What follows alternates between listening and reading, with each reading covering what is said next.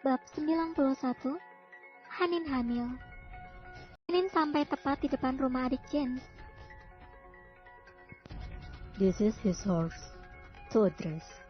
Ucap Hansel yang sudah menepikan mobilnya di depan rumah itu. Ini rumahnya, Bu. Sudah sesuai alamat. Sambung Vina. Hanin mengangguk.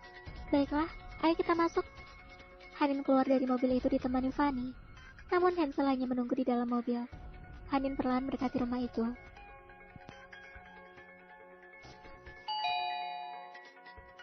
Fanny menekan bel, namun tak ada satupun yang datang untuk membuka. Kini giliran Hanin yang menekan bel itu. "Wait!" teriak si empunya rumah dari dalam dengan nada kencang. Tak lama kemudian pintu itu pun terbuka. "Vanessa?" panggil Hanin yang melihat bahwa yang membuka rumah itu adalah orang yang ia cari. "Kamu?" Vanessa memasang wajah sinis. "Untuk apa kamu kesini, ha? Masih ingin mempermalukanku?" Vanessa mendorong tubuh Hanin. "Au!" teriak Hanin ketika tubuhnya terbentur dinding. "Miss!" teriak Fanny dan segera menghalau kebrutalan Vanessa. "Mbak, maaf, aku tidak bermaksud untuk..." Vanessa menampar pipi Hanin, walau tubuhnya ditahan oleh Fanny. Tetapi tenaga Vanessa cukup kuat untuk mendorong Fanny hingga terjatuh. "Kamu tahu, kau telah menghancurkan hidupku. Aku dibuang oleh ayahku karenamu. Aku dicampakkan oleh kekasihku karenamu." Vanessa mencekik leher Hanin.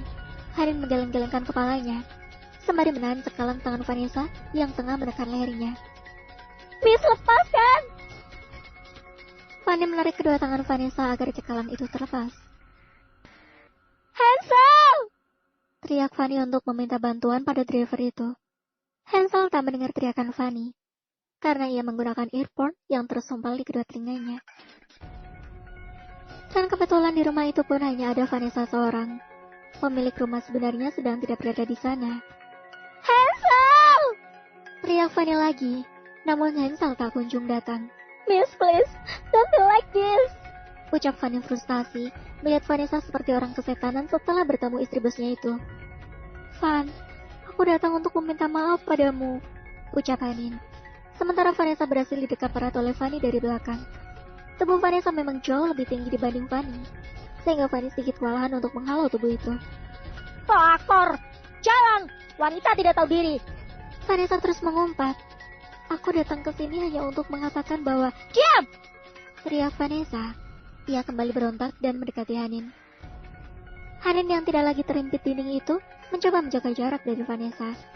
Ia mengangkat tangannya untuk meminta Vanessa tenang dulu. Namun wanita yang masih tersurut emosi setelah melihat wajah Hanin itu masih tidak bisa tenang. Ia merasa apa yang telah terjadi padanya adalah ulah Hanin. "Kalau aku menderita, maka kamu pun harus menderita."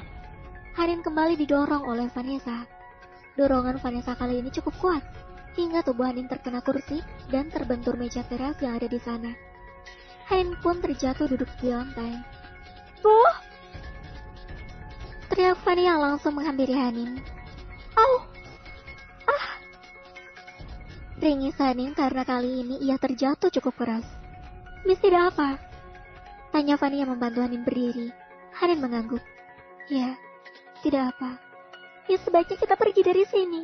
Sepertinya wanita ini gila," ujar Fanny. "Kurang ajar!" Vanessa hendak memukul Fanny. Namun, Fanny langsung menjaga kepalanya dengan ujung siku lengannya. Hanin berdiri. "Maaf, Van, jika kedatanganku masih membuatmu marah." Fanny membantu Hanin untuk berjalan. Ia melewati Vanessa yang masih emosi. Saat Vanessa hendak meluapkan emosinya lagi, ia melihat darah yang mengalir di pangkal paha Hanin. Ia berangsur mundur dan masuk ke dalam rumah itu, lalu menutupnya. Vanessa terduduk lemas. "Hanin hamil. Apa wanita itu keguguran? Mati gue," gumam Vanessa yang takut akan kemarahan Kenan. Hanin tidak menyadari bahwa ada darah yang mengalir di pahanya. Begitupun dengan Fanny. Mereka melangkah keluar menuju mobil yang terparkir di sana. "Hansel!" teriak Fanny. "Hansel!" Fanny berteriak dan mengetuk kaca jendela yang tertutup. Oh, sorry. Ucap Hansel yang langsung membuka kunci mobil itu dan keluar. Karena hendak membukakan pintu untuk istri bosnya itu, Hansel menangkap darah yang mengalir di kaki Hanin. Saat Hanin hendak melangkah untuk duduk di kursi penumpang itu, sementara Fanny sudah berjalan mengitar untuk memasuki mobil dari pintu yang lain. Miss, your leg is bleeding. Ucap Hansel sembari menunjuk ke kaki Hanin. Hanin langsung mengikuti arah mata Hansel. Ya Tuhan! Hanin terkejut, begitupun Fanny yang sudah duduk di sampingnya. Miss! Fanny panik. Ia tahu apa arti ini, karena ia pun pernah mengalaminya. Hansel! Let's go to the hospital! Teriak Fanny, namun Hansel masih diam mematung. Ia terkesima sesaat dengan apa yang terjadi. Go! Teriak Fanny lagi pada driver yang baru berusia 19 tahun itu. Oke, Miss, oke. Hansel segera duduk di kursi kemudi dan menjalankan mobilnya dengan cepat. Di kantor, Kenan masih rapat dengan bagian-bagian yang menurutnya penting untuk kemajuan perusahaannya. Di sana juga ada Riza sebagai orang yang dipercayakan Kenan untuk memimpin perusahaannya di sini. Good, that's good. Ucap Kenan ketika ia melihat grafik rancangan bagian pemasaran yang akan dilakukan pada 6 bulan ke depan. Saat ini pasokan udang kita juga sudah memasuki bagian tenggara Amerika. Sepertinya kebutuhan di sini akan semakin lebih banyak. Ucap Riza. Kenan mengangguk. Sepertinya ia akan memperluas lagi tambak dan menambah pasokan benur. Kenan adalah eksportir yang taat pada pemerintah. Semua birokrasi dan ketentuan ia lakukan sesuai dengan jalur yang disediakan. Tidak seperti pengusaha lainnya. Oleh karena itu banyak negara yang lebih suka bekerja sama padanya. Ponsel Kenan berbunyi berkali-kali, namun ia tak mendengar karena di silent. Alright, our coordination today is done. Ucap Kenan sembari merapikan berkas yang ada di hadapannya. Ia menerima presentasi dari bagian-bagian penting yang hadir di sana. I agree with all those plans. Ucap Kenan lagi pada segenap orang yang hadir di ruangan itu. Kebetulan orang-orang yang ada di sini sebagian dari Indonesia, dan sebagian asli terlahir di Boston. Oke, sir. Jawab semua orang yang ada di ruangan itu. Kemudian mereka pun keluar dari ruangan itu bergantian. Sementara Kenan masih duduk di sana, sembari merogoh saku celananya dan mengambil ponsel. Di sana juga masih ada Riza ditemani oleh sekretaris dan bagian pemasaran yang merapikan berkas-berkas hasil presentasi tadi. Fanny telepon. Kumam Kenan yang didengar oleh Riza. Kenan langsung menelpon balik Fanny. Halo, sir. Maaf. Suara Fanny terbata-bata antara takut dan panik. Ada apa, Van? Mengapa suaramu seperti itu? Your wife, sir. Why with my wife? Tell me. Teriak Kenan membuat Riza dan beberapa orang yang masih ada di ruangan itu pun menghentikan aktivitasnya. Your wife in the hospital. Kenan langsung berdiri dan mematikan ponselnya. Ia langsung mencari jejak sang istri melalui GPS yang sudah terhubung antara ponsel Hanin dengan ponselnya. Pak, ada apa? Tanya sekretaris itu. Riza, antar aku ke rumah sakit. Ucap Kenan sembari mengancingkan jasnya. Hanin kenapa? Tanya Riza. Entahlah, ayo.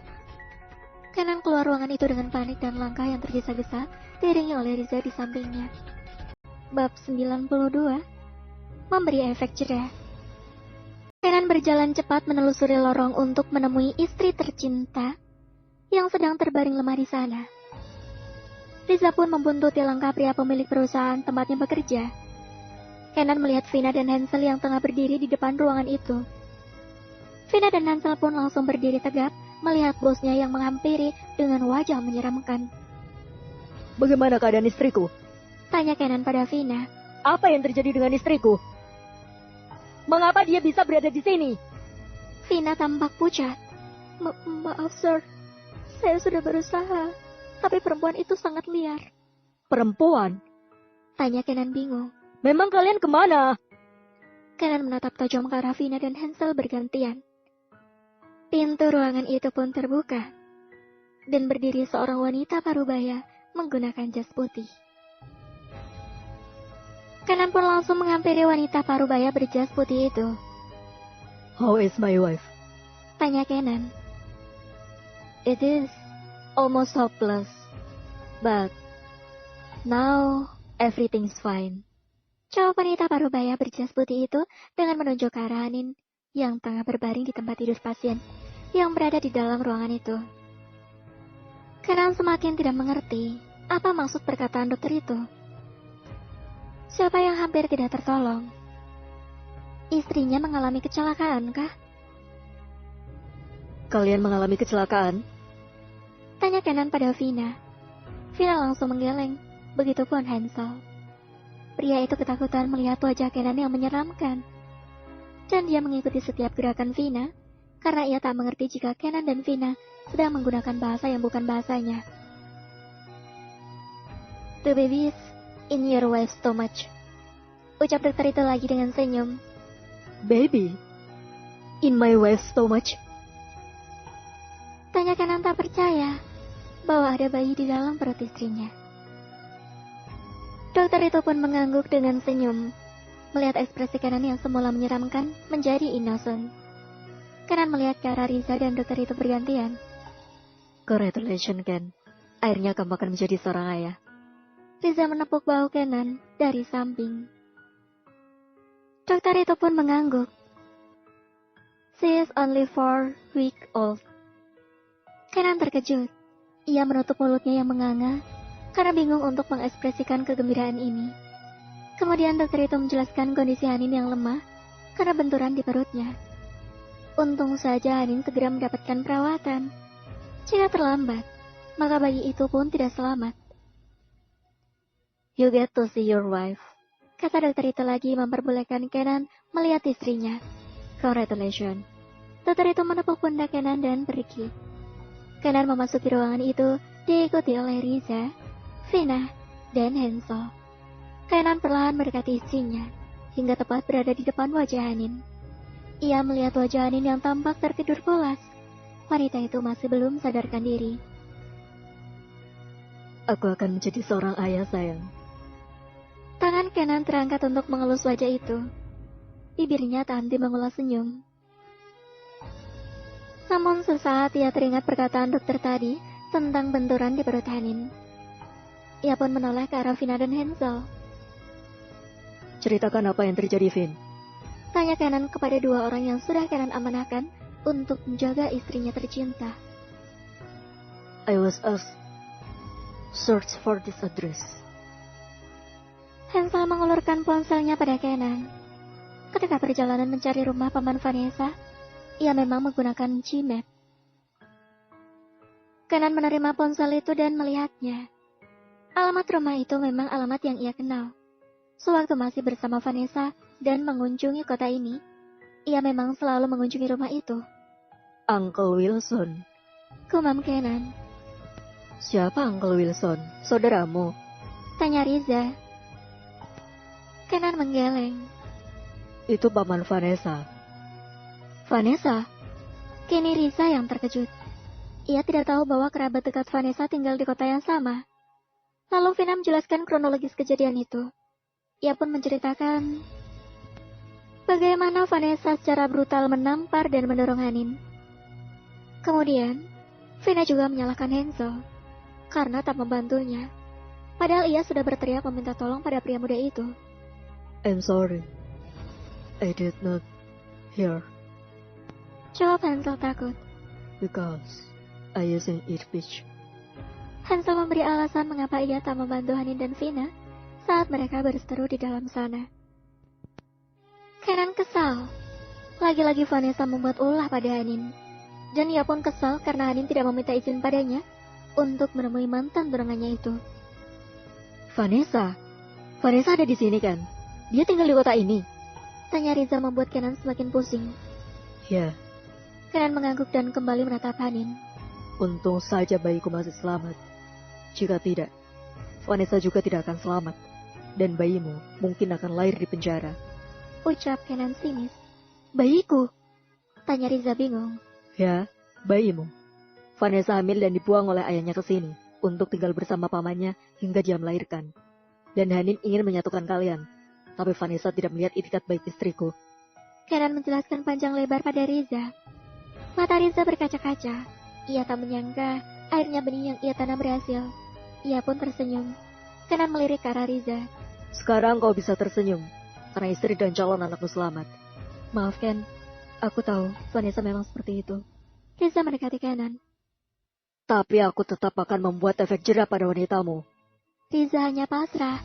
Ia menarik napasnya kasar. Walau ia tak tega jika Vanessa dibui, namun ia pun tidak bisa menahan emosi Kenan. Karena sikap Vanessa terhadap Hanin memang sangat keterlaluan. Perlahan mata Hanin terbuka. Ken? Kenan yang sedang berinteraksi dengan Riza, Vina juga Hansel menoleh ke arah istrinya. Sayang, akhirnya kamu bangun. Ia berjalan cepat menghampiri Hanin yang sudah ciuman. Ken mengunci tubuh Hanin yang sedang berbaring dengan kedua tangannya. Dasar keras kepala. Ia mengecup kening pipi, hidung, dan bibir Hanin. Kenapa Ken? Kenapa tiba-tiba ada di sini? Tanya Hanin bingung. Pasalnya semula ia berada di dalam mobil. Tapi tiba-tiba, semakin lama pandangannya semakin gelap. Setelah melihat darah yang terus mengalir di kakinya. Hanin, maaf atas perlakuan Vanessa, ucap Riza. Hanin meminta Kenan untuk tidak mengungkungnya. Ia melihat ke arah Riza. Aku tahu perasaannya, karena aku juga perempuan. Jawab Hanin dengan arah mata menuju Riza. Lalu ia menoleh ke arah Kenan. Ken, jangan kamu meraih Vina dan Hansel. Aku yang meminta mereka ke alamat itu. Kalau mereka tidak aku hukum, berarti kamu yang akan menanggungnya. Tanya Kenan dengan senyum menyeringai. Hanin tersenyum dan mengangguk. Tidak apa, aku akan menerima hukuman darimu. Kenan pun tersenyum dan melumat bibir ranum sang istri, membuat semua yang ada di ruangan itu pun mengalihkan pandangan. Baiklah, kami pulang. Riza mendekati Kenan dan Hanin. Hanin pun mendorong dada Kenan untuk menghentikan pagutan itu. Oke. Kenan menoleh ke arah Riza, sedangkan Hanin menundukkan wajahnya yang malu, karena mereka berciuman di hadapan orang banyak. Sir, sekali lagi saya minta maaf, ucap Vina sebelum pamit pergi. Oke. I also apologize, sir. Sambung Hansel dengan wajah imut. Hansel adalah satu-satunya orang yang tak memalingkan wajah saat Kenan mencium bibir Hanin dengan lembut. Ia justru malah menikmati keromantisan bos dan istrinya yang tidak lahir dari negara asalnya. Oke. Next time, you don't put your ear on it. Ucap Kenan pada Hansel dan Hansel pun hanya tertawa. Hansel memang selalu menyumpal telinganya dengan earphone. Tiada hari tanpa earphone. Mungkin hidupnya akan mati jika tidak mendengarkan musik. Riza keluar dari ruangan itu diiringi Vina dan Hansel. Perasaan Riza masih diselimuti rasa takut. Ia khawatir Vanessa akan dijebloskan ke penjara oleh Kenan, karena telah mencelakai istri dan calon bayinya. Kemudian ia kembali gembira, karena ternyata Vanessa sedang mengandung anaknya dan tinggal di kota ini. Ia akan berusaha membujuk Kenan untuk memaafkan Vanessa. Jika bisa, dan semoga itu bisa. Bersambung. Terima kasih sudah mendengarkan.